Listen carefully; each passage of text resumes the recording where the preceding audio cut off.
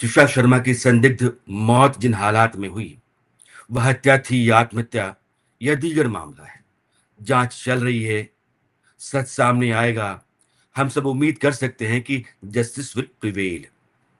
लेकिन आज की तारीख में एक लाइन की खबर या फिर मैसेज, जो कहिए, वह सॉलिसिटर जनरल तुषार मेहता का वह बयान है जो उन्होंने सुप्रीम कोर्ट के सामने दिया या कहा। तुषार मेहता ने कहा कि माता पिता के लिए सबसे बड़ी सीख यही है कि बेटी खो देने से बेहतर है उसका तलाकशुदा हो जाना। तुषार मेहता तुषार के माता पिता को भेजे गए व्हाट्सएप मैसेजेस का हवाला देकर के उसकी जो स्थिति थी कोर्ट को बता रहे थे। तुषार ने अपनी माँ से कहा था कि यहाँ आओ और मुझे यहाँ से ले जाओ, ये लोग मुझे जीने नहीं देंगे। एक दूसरे मैसेज में उसने लिखा था कि ये लोग बहुत क्रूर हैं। समर्थ जो उसका पति, वो मुझसे ठीक से बात भी नहीं करता। तुषार मेहता ने सुप्रीम कोर्ट की बेंच के सामने तुषार शर्मा के परिवार को लेकर जो नाराजगी जताई, वह भी वाजिब है और कोई भी नाराज होगा। उन्होंने कहा कि उन्हें समय रहते बेटी की शिकायतों पर ध्यान देना चाहिए था। तुषार मेहता मध्य प्रदेश सरकार की तरफ से कोर्ट के सामने, यानी सुप्रीम कोर्ट के सामने पेश हुए थे। हालांकि सुप्रीम कोर्ट ने कहा कि शादी को भी 6 महीने ही हुए थे, इसलिए परिवार को बहुत सोचने समझने का मौका नहीं मिला। लेकिन आप तुषार के व्हाट्सएप मैसेज पर जाइए और ये मैसेज कहता है कि माँ, आप मुझे यहाँ से लेने आ जाओ कल प्लीज। आई डोंट थिंक समर्थ को अब मैं चाहिए हूँ। इसका समय क्या है? सुबह के 3 बजे।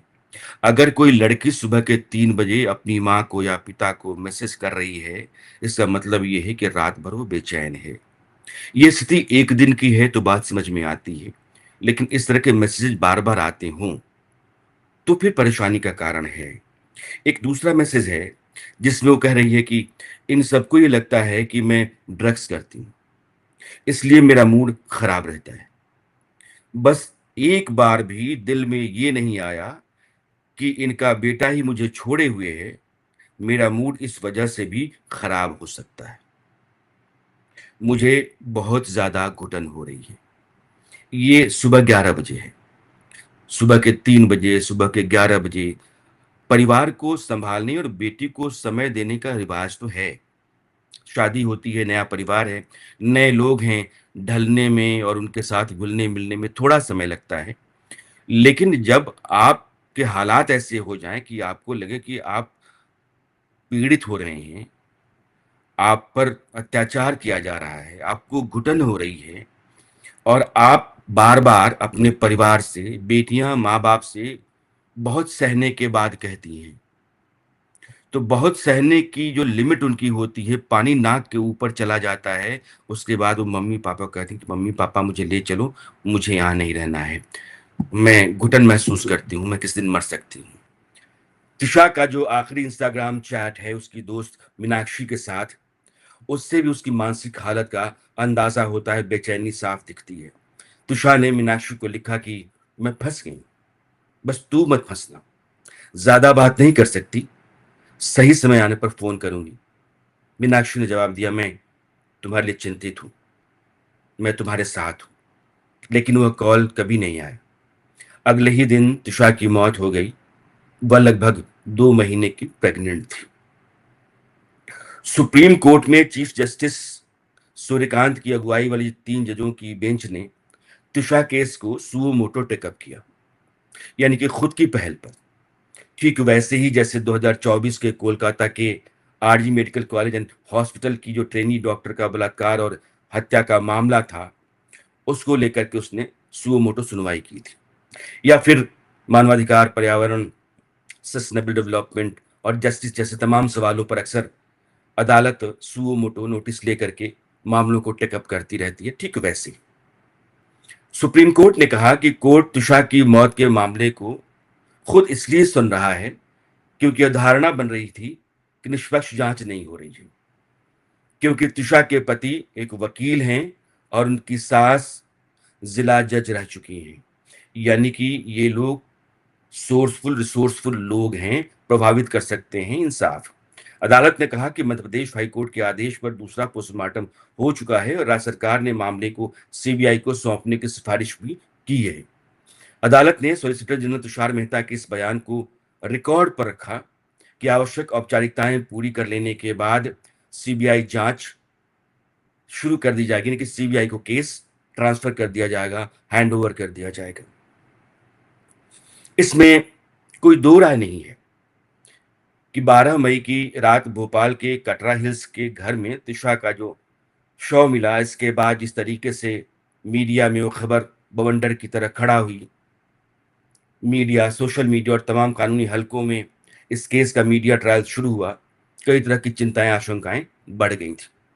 ससुराल वालों ने कहा कि तिशा ने सुसाइड किया, जबकि उसके मायके वालों का आरोप रहा कि उसकी हत्या की गई। तिशा के साथ पहले से ही बदसलूकी और अत्याचार चल रहा था। सुप्रीम कोर्ट ने कहा कि पीड़ित और आरोपी परिवार मीडिया में अपना बयान ना दें, इससे जांच प्रभावित होगी। लगे हाथ मीडिया को भी उसने कहा कि आप उन लोगों से बात ना करें जो पीड़ित हैं या फिर आरोपी हैं। दरअसल तुषा की मौत कई तरह के सवालों से शुरू से ही घिरी रही। मसलन पोस्टमार्टम के दौरान उस बेल्ट का नाम मिलना जिस बेल्ट से खुदकुशी की बात कही गई। तुषा के शरीर पर जो चोट के निशान थे, उनको लेकर के पोस्टमार्टम रिपोर्ट में डिटेल्ड जिक्र नहीं है। तुषा की पोस्टमार्टम रिपोर्ट और पुलिस की रिकॉर्ड, इन दोनों में उसकी हाइट को लेकर के अलग अलग तरह के डेटा हैं। सीसीटीवी फुटेज में जब उसकी बॉडी निकाली जा रही है, उसका जो मौत का समय है, दोनों में 3 घंटे के अंतर का घालमेल है। तो इन सब से कई तरह के संदेह सवाल पैदा होते हैं। तुषा के वकील ने एम्स भोपाल और पुलिस दोनों के रवैये पर तीखे सवाल उठाए और पूछा कि जो शुरुआती पोस्टमार्टम हुआ उस दौरान एम्स ने आत्महत्या में कथित तौर पर इस्तेमाल की गई बेल्ट को मांगा क्यों नहीं। परिवार का आरोप है कि बेल्ट समय पर पेश ना किए जाने के कारण डॉक्टर तुषा की गर्दन पर मिले निशानों का फांसी में इस्तेमाल की गई सामग्री से सही ढंग से मिलान नहीं कर पाए।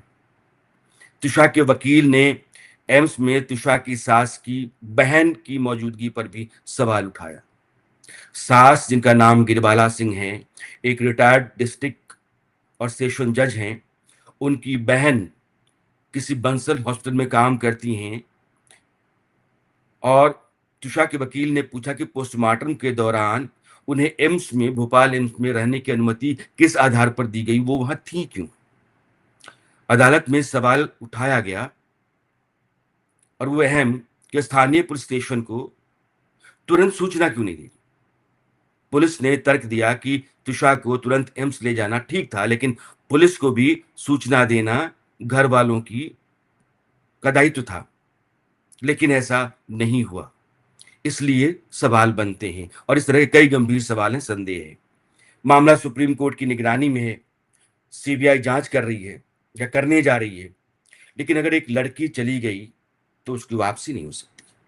बेटियां शादी के बाद अगर अपने हालात को लेकर डर जाहिर करती हैं, वे ससुराल में किसी वजह से प्रताड़ित और पीड़ित महसूस करती हैं, घर वालों को अपना रोना बताती हैं, सुनाती हैं, तो बिना देरी बेटी को घर ले आइए। परिवार को संभालना फर्ज है, लेकिन अगर किसी भी तरह से मेल ना बन पाने की स्थिति होती हो, कोई गुंजाइश मेल से रहने की नहीं दिखती हो, तो तुषार मेहता की बात 100% सही है कि एक मरी हुई बेटी से तलाकशुदा बेटी 100 गुना अच्छी।